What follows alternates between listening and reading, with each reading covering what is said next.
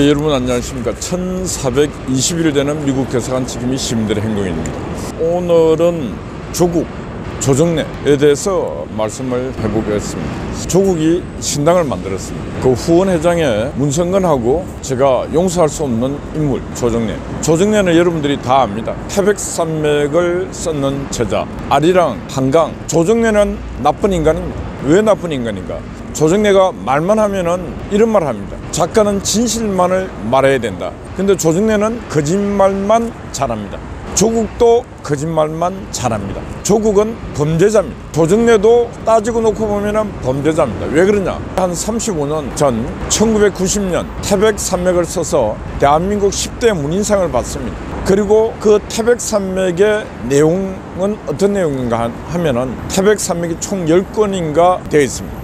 그중 4권, 네 번째 권에 제주도 4.3 사건이 나오고 그 제주도 4.3 사건에 초토화 작전이 나옵니다. 초토화 작전. 제주도 1948년 5월 10일 날 50선거를 치르려고 하는데 육지에서는 거의 다 준비가 됐는데 제주도만은 계속 빨치산들이 제주도에서는 반란을 일으키고 국민 총선거 50선거를 치를 수 있는 준비가 안 돼 있습니다. 그래서 그때 군정장관 딘 소장이 유엔 감시하에 선거를 치러야 되는데 선거를 치를 수가 없지 않습니까? 그래서 제주도에 50선거를 치를 수 있게 하기 위해서 우리나라에서 그 당시 제일 똑똑했던 박진경 중령을 내려보냈는데 거의 한 달 만에 문산길 군대 내에 있는 빨치산에서 암살당해 죽었습니다.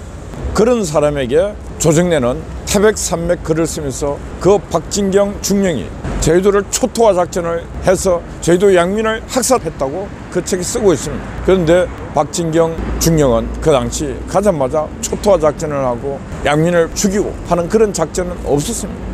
그런 작전을 할 수 있는 군대 병력도 제대로 없었고 시간도 없습니다. 그런데 그 책에서는 그렇게 쓰고 그 책이 오늘날 제주도 반란 폭동이 지금 환경으로 전환되는데 조정래가 큰 역할을 했습니다. 달리 말하면 역사를 왜곡하는 데 큰 역할을 했던 인물이 조정래입니다. 33년 전 제가 조정래를 여기 강화문 옛날에 내자 호텔이 있습니다. 내자 호텔. 그 옆에 연백이라고 하는 식당에서 제가 조정래를 직접 만났습니다.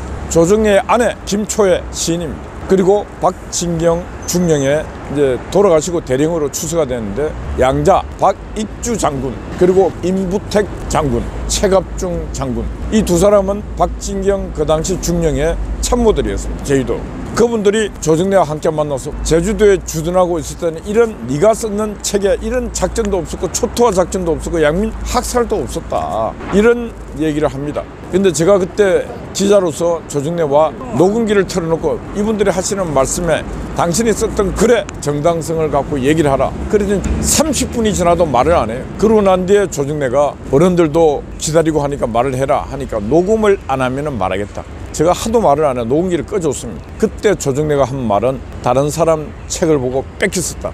그게 아마 노민영의 잠들지 않는 남도 그 책을 보고 뺏겼었다는 거예요. 대한민국 10대 문인상을 받은 자가 그리고 태백산맥 글을 써서 떼돈을 버는 자가 남 책 내용을 보고 뺏겼었다고 하는 그런 얘기를 하고 있습니다. 이게 바로 조정래입니다. 이런 인간이 이번에 조국의 신당의 후원회장이 되었습니다. 작가는 진실만을 얘기해야 된다 하면서 거짓말을 일삼는 자, 작가는 돈에 초연해야 한다면서 돈은 떼돈을 번 자, 이런 자가 바로 우리 사회에 어른 노릇을 하고 있으니까 대한민국이 잘 될 리가 있습니까? 대한민국의 호국 영령들, 나라를 지킨 영령들이 분노할 자들이 지금 대한민국에서 갑질을 하고 있습니다. 조정래 이자는 반드시 역사의 심판을 해야 되고 팩트 사실 심판을 해야 됩니다.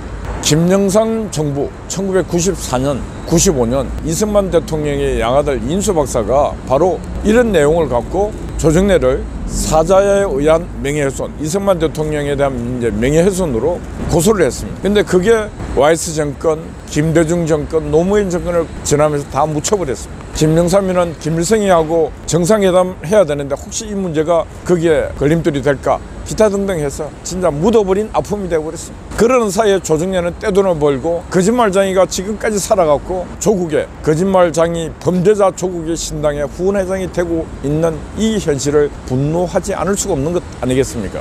그래서 제가 또다시 글을 쓰겠습니다. 조정래가 조국신당 후원회 회장이 된 부분에 대해서 이 사기꾼들의 정당이냐 거짓말장의 정당이냐 국민들은 옳게 판단해야 된다. 그런 내용의 글을 쓰겠다. 이런 말씀을 드립니다.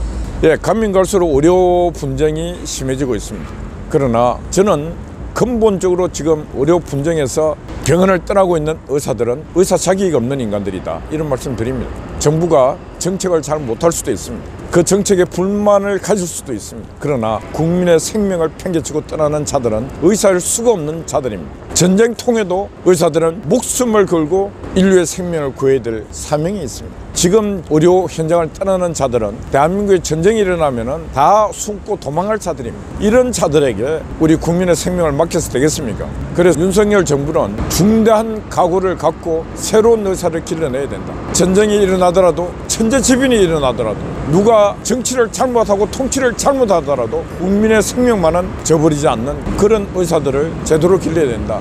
지금 돈의 노예가 된 의사들, 국민의 생명이 돈으로 보이는 의사들, 이런 의사들은 더 이상 대한민국과 대한민국 국민들에게 필요 없다. 이런 말씀을 드립니다. 그래서 윤석열 정부는 더욱더 마당성 있게끔 국민을 등에 지고 의료계획을 반드시 실천하라. 의사들 정원도 대폭 늘려야 된다. 이런 말씀을 드립니다. 국민들은 지금 분노하고 있습니다. 국민의 생명을 저버리고 떠나는 의사들에게 분노하지 않을 수 없다. 그런 말씀을 전합니다.